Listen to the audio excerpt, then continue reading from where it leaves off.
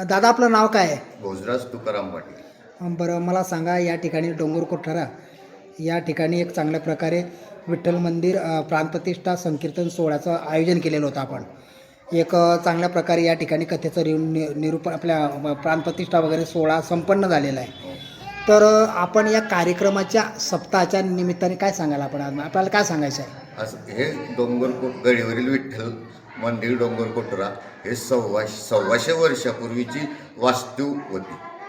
ती जीर्ण झाल्यामुळे आमच्या सर्व गावकरी मंडळी यांनी मीटिंग घेतली व ठरवलं की बुवा हे जीर्ण झालेली आहे. ह्या जीर्ण झालेला मंदिराला आपण पाडून नवीन मंदिर तयार करायचं अशी आमच्या गावातल्या सर्व गावकरी लोकांनी संकल्पना केली. तसंच सर्व गावातल्या लोकांनी वर्गणी दिली, मेहनत घेतली, तन धन मन आणि सर्व आणि इथे श्रमदान केले आणि हे मंदिर ह्या परिस्थितीत निर्माण झालं. नंतर गोवा मंदिर आपण एवढं बांधलं, त्यानंतर इथं मूर्त्या पण थोड्या भंगल्या होत्या. मग भंगल मूर्ती आपण स्थापना करू शकत नाही, त्याच्यामुळे नवीन मूर्त्या आणल्या.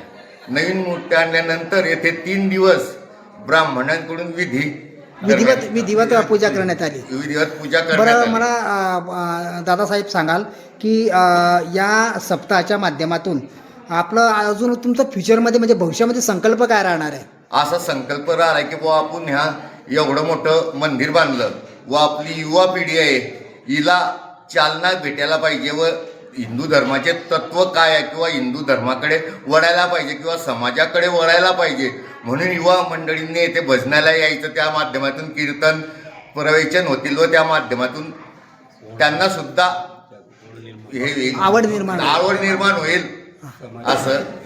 बरं मी अजून एक प्रश्न आपल्याला विचारू इच्छितो की एक चांगल्या पद्धतीने प्राणप्रतिष्ठेचा सोहळा या ठिकाणी संपन्न झालेला आहे आणि संकीर्तन सोहळ्याला पण एक उत्स्फूर्त प्रतिसाद लाभलेला आहे. महिलांचा आणि पुरुषांचा विशेषतः उत्स्फूर्त प्रतिसाद लाभलेला आहे.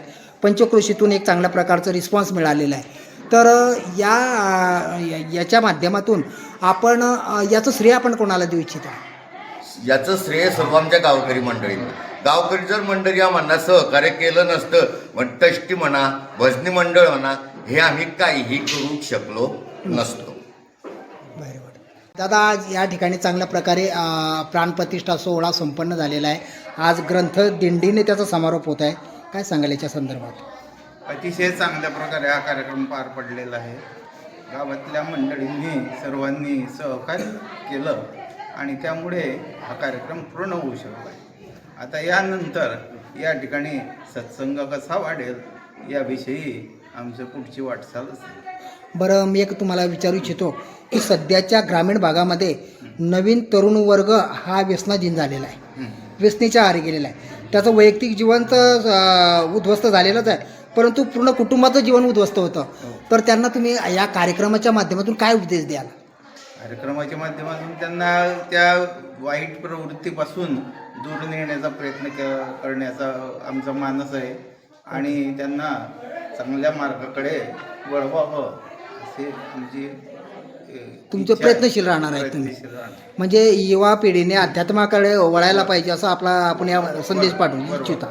व्यसनाधीन जे आहेत त्यांनी त्या मार्ग सोडून सत्संगाच्या मार्गाला यावं. जीवन सुंदर झाल्याशिवाय राहणार नाही. ओके. काय आपलं? रमेश गोविंदात दांडे पाटील. बरं मला सांगाल की या ठिकाणी डोंगर कोठारे या ठिकाणी विठ्ठल मंदिर प्राणप्रतिष्ठा सोहळा संपन्न झालेला आहे आणि एक चांगल्या प्रकारे ग्रंथदिंडीनं याची समाप्ती होत आहे. काय सांगाल या कार्यक्रमाच्या संदर्भात? हे आमची फार जुनी परंपरा आहे. 192 वर्ष या परंपरेला झालेले आहे आणि त्या निमित्तानं आज दिंडी सोहळा होणार आहे. बरं. अजून काय सांगू इच्छिता आपण? या दिंडीच्या माध्यमातून दूध व्यसन, सत्संग याचा निर्वाळा व्हायला पाहिजे. बरं. सत्संगाकडे वळायला पाहिजे नवीन तरुण पिढी. का आपलं नाव काय? रवींद्र मुरलीधर पाटील. महाराज या ठिकाणी एक चांगल्या प्रकारचा विठ्ठल मंदिर प्राणप्रतिष्ठा सोहळा संपन्न होत आहेत. काय सांगाल याच्या संदर्भात? काय हे आमचं जुनं पुराणं मंदिर होतं. जवळजवळ 108 वर्षापासून पुराणं मंदिर होतं हे. आणि झेंडूजी महाराज बेडीकर यांची परंपरा 192 वर्षापासून चालू आहे. बरं. ती परंपरा आम्हाला लाभलेली आहे.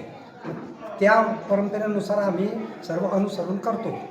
पण मग आता हे मूर्त्या जीर्ण झालेल्या होत्या, मंदिर जीर्ण झालेलं होतं. मग ते आता आम्ही सर्व गावकऱ्यांच्या सहमतीने मिटिंग घेऊन सर्व सहमत करून वर्गणी गोळा करून पूर्ण कपात आज झालं आहे. बरोबर. आणि आज आमच्या झेंडूजी महाराजच्या दिंडीच्या पारंपरिक जे महाराज आहेत भरत महाराज बेडीकर पाटील यांच्या कीर्तनामुळे सांगता होईल. आज काल्याचं कीर्तन आहे त्यांचं.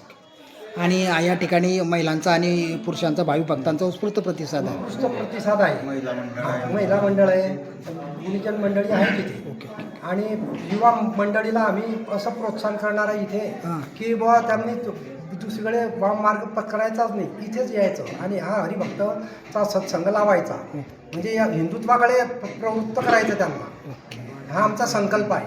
Very start. मधुकर गोपाळ पाटील. बरं, आज या ठिकाणी एक प्राणप्रतिष्ठेचा सोहळा संपन्न होत आहे, ग्रंथदिंडीने समाप्त होत आहेत. काय सांगा?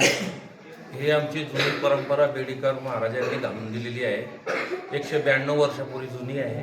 ओके. आणि त्या परंपरेनुसार आम्ही सगळं सण त्योहार वगैरे त्यांच्या याच्याप्रमाणेच करत आलेलो आहे. हं. दिंडी परंपरा आणि सप्ताह भागवत सप्ताह आहे, त्यांच्या परंपरेनुसार आम्ही सालाबादाप्रमाणे दर साल करत राहतो. Okay, okay. आज डोंगर कोठारा येथे एक प्राणप्रतिष्ठा सोहळा संपन्न होत आहे ग्रंथदिंडीने, आणि या ठिकाणी महिलांचा आणि पुरुषांचा भावी भक्तांचा उत्स्फूर्त प्रतिसाद लाभतो आहे. काय सांगाल या कार्यक्रमाच्या संदर्भात? ह्या कार्यक्रमाचं कसं आहे, आमची परंपरा आहे, जुनी परंपरा. जुनी परंपरा असल्यामुळे हा कार्यक्रम सगळ्या गावकरी मंडळी जमली, मग हा कार्यक्रम केव्हा घ्यायचा, हा आम्हाला हे जुनी परंपरेचे दिवस मिळतो. त्या दिवसाला आम्ही सांगता करत आहे. त्याच्यानं हे भव्य दिव्य दिंडी सोहळा निघेल आता थोड्या वेळ.